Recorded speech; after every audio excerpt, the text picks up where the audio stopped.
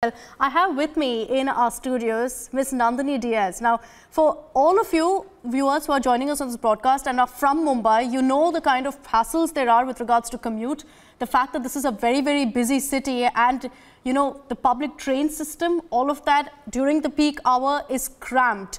Now, I remember some time back, we covered the Elphinstone tragedy. I was there on the ground. And you've come up with a unique solution, Ms. Diaz, to this problem, the problem of overcrowding, the problem of peak hours that we witness here in Mumbai. Tell us more about your Work to Live to Work initiative. So, you know, since the tragedy of the Elphinstone Bridge and a bit before that too, I've been trying to get to decongest rush hour. And currently, if you see, you know, a normal train can take about 1,200 seating people and about 2,000 standing, if you're like standing really close to each other. And the number of people who travel by that train are about 6,000 people. That's almost three times the capacity. What happens as a result is you find, you know, a lot more deaths happening than they should or they shouldn't happen. It almost seems like it's a tragedy waiting to happen when you see that kind of scale of people when it's not meant to fit so many people. Yeah. So as a result, you know, then I started finding out after going through 2 or 3 personal tragedies that, you know, why is it that, you know, people are even then getting in a train knowing that they may fall down.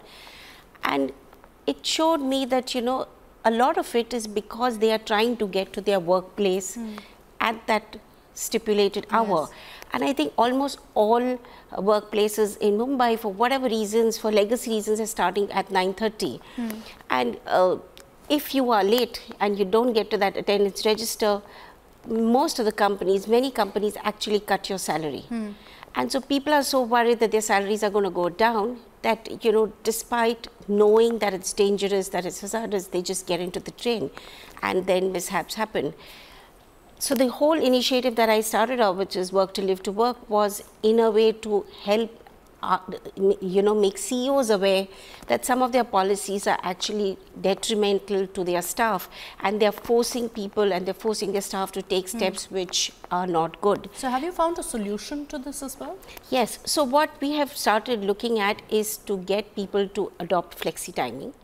Basically, which means that if you may have a common time for all your staff or, you know, people, which is 11 to 4, but before that 3 hours, which may be 8 to 11, should be staggered or flexi timing. What will happen is it will decongest the trains, you know, it will be more equitable, it will be more distributed well.